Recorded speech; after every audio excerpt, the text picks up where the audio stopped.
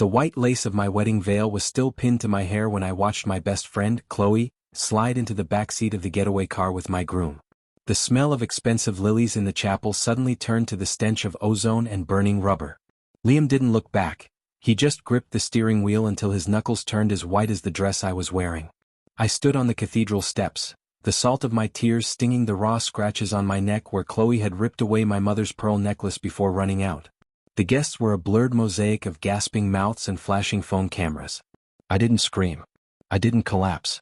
I reached into the silk folds of my skirt, pulled out the burner phone Liam had dropped in his haste, and dialed the only contact labeled with a crown. "He's gone," I whispered into the receiver. "And he took your inheritance with him." A week ago, I believed Liam was a self-made tech prodigy with a heart of gold. I was wrong. Liam was the runaway son of Viktor Volkov, a man whose name was whispered in the backrooms of Moscow and the high-rises of Manhattan to settle debts that blood couldn't cover. By leaving me at the altar for my bridesmaid, Liam hadn't just broken my heart. He'd stolen an encrypted drive containing the offshore routing numbers for the Volkov syndicate, a parting gift Chloe had convinced him he deserved. This is how I ended up sitting in the back of a blacked-out Cadillac, heading toward a private estate in upstate New York to meet the man who had raised a monster. I wasn't going there for a refund. I was going there to offer a trade. The iron gates of the Volkov estate creaked open like the jaws of a prehistoric beast. I stepped out of the car, my heels sinking into the manicured gravel. I had traded my wedding dress for a crimson silk slip that felt like a second skin, the color of a warning light. Two men with bulges under their suit jackets flanked the oak doors. They didn't ask for ID. They tracked the way my hand didn't shake when I reached for the heavy brass knocker. Inside, the air was thick with the scent of aged cedar and gun oil. Viktor Volkov sat behind a desk carved from a single block of obsidian. He looked like an older, deadlier version of Liam, silver hair swept back, eyes the color of a frozen lake. He didn't rise. He simply tapped a heavy gold ring against a glass of amber liquid. "You're late, Elena," Viktor said, his voice a low vibration that seemed to rattle the floorboards. I walked to the center of the room and tossed the burner phone onto the obsidian surface. Liam changed the encryption keys before he left with her. "You can't track the drive without the biometric override." Viktor finally looked up, his gaze raking over me with the clinical precision of a butcher. "And I assume you have that override?" I leaned over the desk, the crimson silk shifting. "He used my iris scan as the secondary lock. He thought it was romantic. Now it's the only leash you have left." Viktor's hand paused over his glass. The silence stretched until I could hear the rhythmic ticking of a grandfather clock in the hall. He stood, his frame blocking out the light from the fireplace. He was a head taller than Liam, his presence a physical weight in the room. He walked around the desk, his shoes silent on the Persian rug. He stopped so close I could see the faint scar running from his jawline to his collarbone. "Liam is a fool to think a girl like Chloe could protect him from me," Viktor whispered. He reached out, his thumb grazing the spot where Chloe had torn my necklace. "But you come to the wolf's den with blood on your hands and expect a seat at the table." I didn't blink. "I don't want a seat. I want the table. Marry me, Viktor. Make me the mother Liam has to kneel to when you finally catch him." The corner of Viktor's mouth quirked, not a smile but a baring of teeth. He picked up the burner phone and crushed it in his palm, the screen spider-webbing into 1,000 shards. "A queen doesn't ask, Elena. She commands." He turned to the shadows in the corner of the room where a man in a gray suit stood. "Prepare the chapel on the grounds. And call our contacts in Jersey. I want my son to see the wedding photos before the sun goes down." My heart hammered a frantic rhythm against my ribs, but I forced my shoulders to stay square. I had just traded a cheating boy for a king who played with lives. If you believe that Elena deserves to see the look on Liam's face when he realizes his bride is now his boss, hit the like button so her story reaches the ones who value a cold revenge. The chapel on the Volkov grounds was a stark contrast to the cathedral where I'd been abandoned. There were no flowers, no weeping relatives, just the cold scent of incense and the heavy presence of men in dark coats. Viktor stood at the altar, his tuxedo fitting him like armor. When he took my hand, his grip was a velvet vice. The priest spoke in a language that sounded like grinding stones. As Viktor slid a band of black diamonds onto my finger, a vibration echoed through the heavy oak doors. A man rushed in, leaning into Viktor's ear. Viktor didn't move, but the temperature in the room seemed to drop 10 degrees.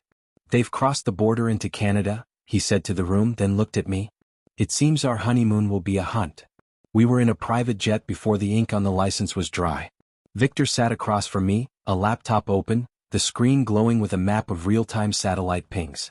Chloe's phone just pinged a tower in Montreal, he said, his fingers flying across the keys. I watched the way his jaw tightened, the sheer focus of a man who didn't understand the concept of losing. She's smart, I noted, watching the red dot pulse. She'll try to sell the drive to the cartel in the north. Victor closed the laptop with a snap. She's a scavenger. Scavengers don't realize that the meat they find is usually bait. He reached across the aisle, his fingers tilting my chin up.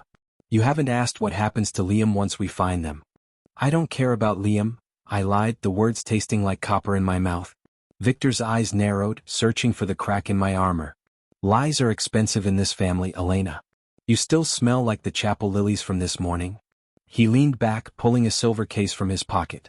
He extracted a cigarette but didn't light it. Liam was my greatest disappointment until today. Now he is my greatest asset. He brought me you. The plane banked hard, the clouds outside the window turning into a smear of gray. We were descending into a storm, both literal and metaphorical. The safe house in Montreal was an old fur trading warehouse on the edge of the St. Lawrence River. The air was a frozen mist that clung to my skin as we stepped out of the black van. Victor didn't carry a weapon. He let the 4 men in front of him do that. He walked with the terrifying confidence of a man who owned the air he breathed. We reached the heavy steel doors and Victor didn't knock. He signaled, and the doors were blown off their hinges with a localized charge that shook the very ground. I followed him into the smoke, my heart in my throat. Inside, the warehouse was a maze of rusted crates and shadows. Liam stood in the center of a makeshift office, his face pale, a laptop clutched to his chest. Chloe was behind him, her eyes darting like a trapped animal's. She saw me first. Elena? What the hell are you doing with him? She shrieked, her voice cracking.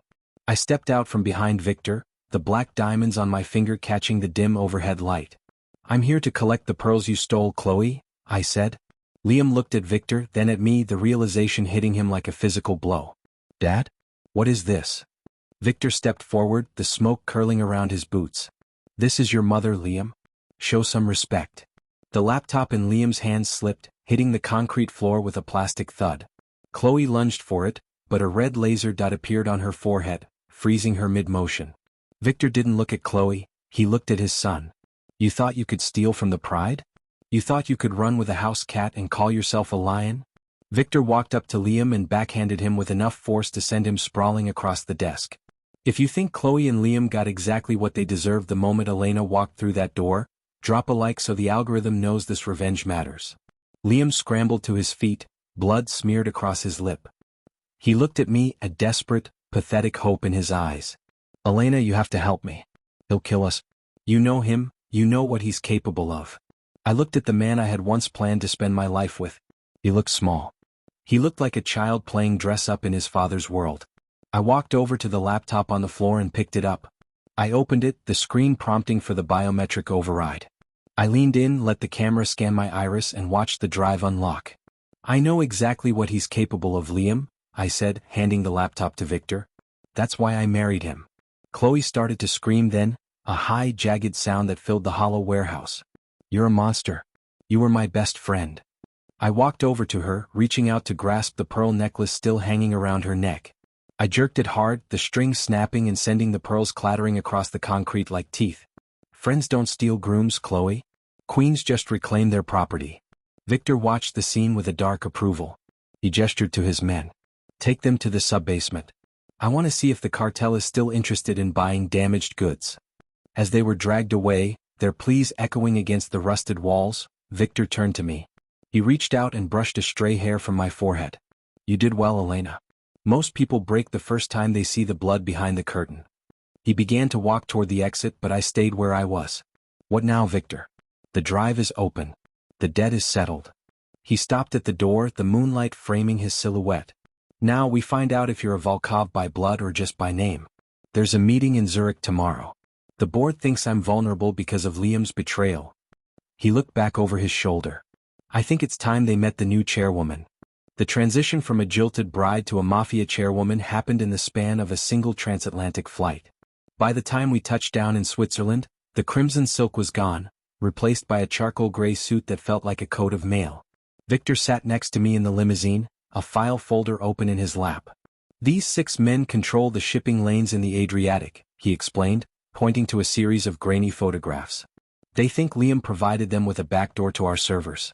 They're planning to vote for a hostile takeover today. I studied the faces, old men who had spent their lives believing they were the smartest people in the room. What do we have on them? I asked, my voice as cold as the alpine air. Victor handed me a second folder. Everything. Gambling debts, illegitimate children, a preference for certain substances that the Swiss police would find very interesting. He reached over and squeezed my hand. But don't use the dirt yet. Let them think they're winning. A man is most honest when he thinks he's already won. We pulled up to a glass skyscraper that seemed to pierce the very sky. This was the heart of the Volkov financial empire, and I was about to walk in as the woman who replaced the heir. The boardroom was a tomb of glass and chrome. The 6 men were already seated, their expressions a mix of smugness and curiosity as Victor and I walked in. The oldest among them, a man named Merrick with a face like crumpled parchment, stood up. Victor, we heard about the incident at the chapel. We were concerned that your family's internal stability was compromised. He looked at me, his lip curling. And who is this? Another one of Liam's mistakes. Victor didn't sit. He walked to the head of the table and placed his hands on the back of the chair. This is Elena Volkova, my wife, and the holder of the override keys you've been trying to bypass for the last 24 hours. The smugness evaporated instantly. Merrick looked at the others, his hands beginning to fidget with a gold pen. Your wife. Victor, this is highly irregular. The bylaws state, I stepped forward, cutting him off. The bylaws state that in the event of the heir's disqualification, the spouse of the chairman assumes temporary voting rights for the duration of the crisis. I opened my laptop and projected the server status onto the wall. As of 10 minutes ago, I've locked the Adriatic accounts. No one moves a cent until I see the loyalty pledges signed in ink. Merrick turned beet red. You little? He lunged toward me, but Victor was faster. In a blurred motion, Victor had his hand around Marek's throat, pinning him against the glass wall. Subscribe if you believe that a queen should never have to raise her voice to be heard. The other men scrambled back, their chairs screeching against the floor. Victor didn't look at Marek. He looked at the rest of the board. My wife asked for pledges. I suggest you find your pens before I decide that 6 seats are too many for this table. One by one they reached for the documents. I watched them sign, the scratching of the pens the only sound in the room. When the last one was finished, Victor released Merrick, who collapsed into his chair, gasping for air. Good, I said, closing the laptop. Now let's talk about the new shipping rates. The meeting lasted 6 hours. By the time we left the building, the Adriatic lanes were firmly under our control, and the board was too terrified to even breathe without our permission. Victor walked beside me, a predatory satisfaction in his stride. You handled them better than Liam ever did, he said. He always tried to be their friend. You treated them like the dogs they are. We reached the car, but instead of the hotel, the driver took us toward the outskirts of the city, toward a private clinic hidden behind a wall of pines. There is one more piece of business to settle, Victor said, his voice turning somber. The clinic was silent, smelling of antiseptic and lavender. We were led to a secure wing where a single guard stood outside a heavy door. Victor looked at me, his expression unreadable.